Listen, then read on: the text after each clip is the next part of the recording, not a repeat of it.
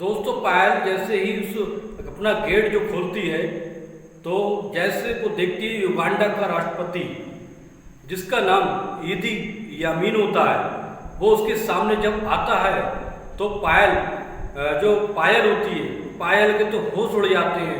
इतना बड़ा राक्षस और इतना बड़ा दानव होता है जिसकी लंबाई लगभग 7 फीट होती है, और आते ही पायल को अपनी बाहों में जकड़ लेता है और इस तरह से उसे दर्दनाक तरीके से उसके साथ जिस्मानी संबंध बनाता है कि पायल की तो रूह कांप जाती है। और इस तरह से दोस्तों ये भी कहा जाता है कि युगांडा का राष्ट्रपति जिसका नाम ईदी यामीन होता है, वो अपने दुश्मन को मारकर उसका सूप पी जाता था। और ये भी सुना है दोस्तों कि जैसे ही वो किसी लड़की से जिस्मानी संबंध बनाता था तो वो कछुए का खून पीता था, जिससे ये कहा जाता है कि उसकी जो मर्दाना ताकत है बहुत ज़्यादा बढ़ जाती थी। तो दोस्तों इस तरह से ऐसे ही इस घटना के बारे में, इस सच्ची कहानी को हम विस्तार से बताने जा रहे हैं। दोस्तों मेरा नाम अफसार सिद्दीकी। अगर आपने हमारे चैनल को सब्सक्राइब नहीं किया तो सब्सक्राइब कर लें। क्राइम स्टोरी में आपका स्वागत है। तो दोस्तों ये जो बात है, एक लड़की होती है बहुत ही खूबसूरत, इसका नाम होता है तान्या बनर्जी। तान्या बनर्जी जो लड़की होती है वो एक भारतीय मूल की पत्रकार होती है। उसकी इच्छा होती है कि वो युगांडा जाकर वहाँ के लोगों से मिले और उनका इंटरव्यू करे। और इस तरह से वो जो पत्रकार होती है युगांडा किसी तरह पहुँच जाती है। पहुँचने के बाद दोस्तों वहाँ का एक मिनिस्टर होता है जिसका नाम मॉरिशस होता है। मॉरिशस का वो इंटरव्यू लेती है। इंटरव्यू लेने के बाद उससे बहुत ज़्यादा खुश होती है और फिर उसके मन में ये इच्छा जाहिर करती है मॉरिशस के सामने। उससे इतना घुल मिल जाती है और कहती है कि मुझे अगर ईदी अमीन जो युगांडा का राष्ट्रपति है उसका अगर इंटरव्यू मिल जाए तो मेरी लाइफ सेट हो जाएगी और मेरा युगांडा आने का मकसद भी पूरा हो जाएगा। तो दोस्तों इस तरह से फिर वो मॉरिशस कहता है कि मैं कोशिश करूंगा कि तुम्हें उस युगांडा के राष्ट्रपति का इंटरव्यू दिलवाऊं। 10 दिन के बाद मॉरिशस का फोन आता है तान्या बनर्जी के पास। तान्या बनर्जी के पास उसका फोन आता है तो वो कहता है कि मैंने बड़ा ही मुश्किल से, मॉरिशस कहता है कि मैंने बड़ा मुश्किल से ईदी अमीन जो युगांडा का राष्ट्रपति है उसके इंटरव्यू के लिए तैयार किया है और इस तरह से तुम्हें वहाँ बुलाया है। पर दोस्तों एक दिन ऐसा होता है वो इंटरव्यू लेने के लिए तान्या बनर्जी उसके महल में पहुँचती है। ईदी अमीन के महल में जब पहुँचती है तो जैसे ही ईदी अमीन इंटरव्यू देने के लिए प्रकट होते हैं, उसे देखकर तान्या बनर्जी जो होती है वो उसकी रूह कांप जाती है। उसकी लंबाई, ईदी अमीन की लंबाई लगभग 7 फीट, हट्टा खट्टा एकदम हफ्सी, देखने में एक राक्षस, जिसको देखने और इंटरव्यू लेने में बहुत ही डर लग रहा था। लेकिन जैसे ही युगांडा का राष्ट्रपति तान्या से मिलता है तो तान्या से कहता है, उसको देखकर, जब वो तान्या से मिलता है उसको देखकर उसकी आंखों में चमक आ जाती है कि तान्या जैसी इतनी खूबसूरत लड़की और इंडिया की, बंगाल की रहने वाली थी, तो उसको देखकर उसके मन में यही ख्याल आता है कि इसके साथ भी मैं जिस्मानी संबंध बनाऊं। और फिर इस तरह से वो अपना इंटरव्यू तान्या बनर्जी को देता है और ये कह देता है कि अपने जो आला अधिकारी होते हैं उनसे कहता है कि ये हमारी मेहमान है, इनको हमारे शाही महल में रखा जाए और उनको जहाँ घूमना है वहाँ घुमाया जाए। इस तरह से उसके जो शाही अधिकारी होते हैं ईदी अमीन के, उसको बहुत ही शाही तरीके से जगह जगह पर पूरे युगांडा में घुमाया जाता है। तो दोस्तों फिर इस तरह से तान्या बनर्जी को पूरे युगांडा में घुमाया जाता है और खूब सेवा करी जाती है।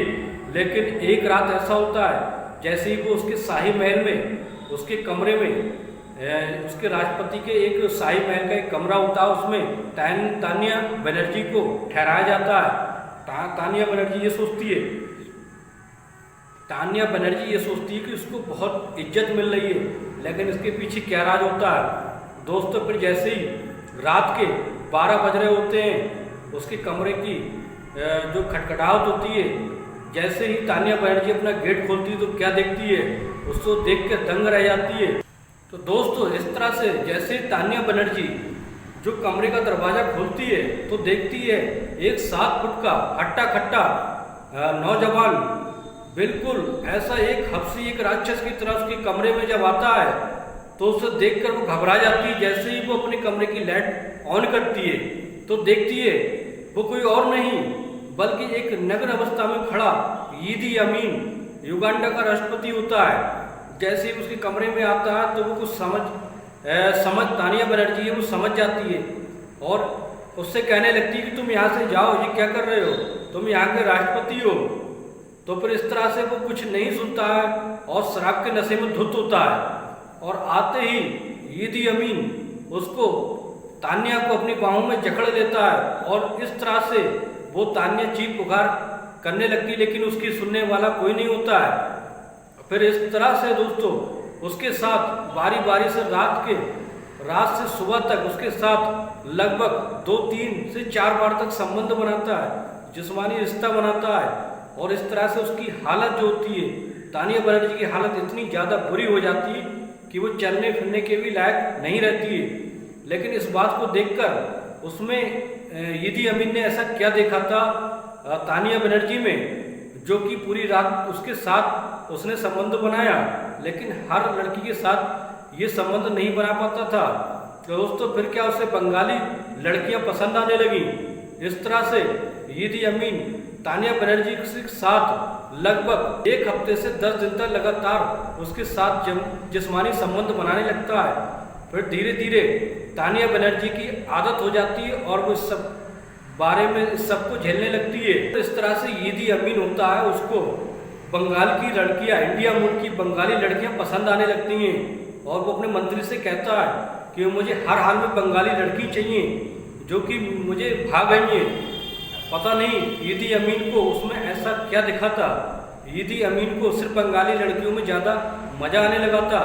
तो इस तरह से फिर दोस्तों क्या होता है, जो उसका मंत्री होता है वो कहता है कि बंगाली लड़कियां किस तरह से यहाँ लाई जाएं।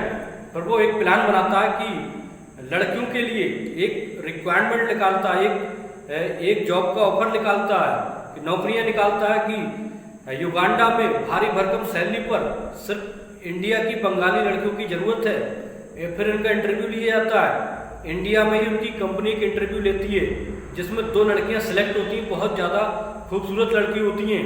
एक का नाम पायल होता है और दूसरी का नाम राखी होता है। दोनों ही लड़कियां को बंगाल से सेलेक्ट करके फिर युगांडा भेज दिया जाता है।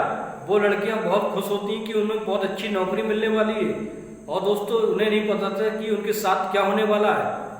फिर उन दोनों लड़कियों को राष्ट्रपति के ईदी अमीन के महल में भेज दिया जाता है। जब रात का समय आता है तो ईदी अमीन अपने नग्न अवस्था में बिल्कुल अपने सारे कपड़े निकालकर उनके कमरे में प्रवेश करता है। तो वो दोनों लड़कियां पायल और राखी दोनों देखकर ये घबरा जाती हैं कि ये कौन राक्षस है, कौन दानव है उनकी, और क्यों उसके कमरे में आ गया, हमें तो सिर्फ नौकरी के लिए बुलाया था, काम करने के लिए, ये कौन है। फिर जाते ही ईदी अमीन जो होता है वो बहुत ही बड़ा शैतान हफ्सी राक्षस होता है और जाते ही जाते उन दोनों लड़कियों के कपड़े निकाल देता है, फाड़ कर फेंक देता है। इस तरह से बारी बारी से दोनों के साथ शारीरिक संबंध बनाता है, जिस्मानी संबंध बनाता है। फिर क्या होता है दोस्तों, उसको एक लड़की नहीं झेल पाती है, राखी, जिसकी सुबह तक मौत हो जाती है, और पायल होती है, पायल जो उसको झेल पाती है और उसकी भी हालत थोड़ी गंभीर हो जाती है। और इस तरह से वो पायल के साथ कई दिनों तक संबंध बनाता है। पायल जो उसको अब सहने लगी थी, बर्दाश्त करने लगी थी और उसकी ये सब आदत पड़ चुकी थी। तो फिर क्या होता है, फिर ईदी अमीन को बंगाली लड़कियों में इतना मज़ा, इतना इंटरेस्ट आने लगता है कि वो सारी कई लड़कियों की सप्लाई करने लगता है।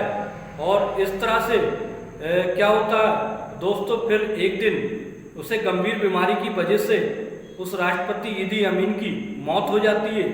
जितनी सारी लड़कियां थीं जहां फंसी थीं उस ईदी अमीन के चक्कर में, और तो उन लड़कियों कुछ लड़कियों को वापस इंडिया भेज दिया जाता है, और कुछ लड़कियां जो मर चुकी थी और कुछ लड़कियों का कुछ अता पता नहीं होता कि वो कहाँ है। तो दोस्तों ये थी सच्ची कहानी युगांडा के राष्ट्रपति हब्सी की कहानी, जो एक राक्षस था जिसने लड़कियों के साथ ऐसा गलत व्यवहार किया, चाहे किसी की जान क्यों ना चली जाए। तो दोस्तों कैसी लगी ये स्टोरी हमें कमेंट बॉक्स में जरूर बताएं।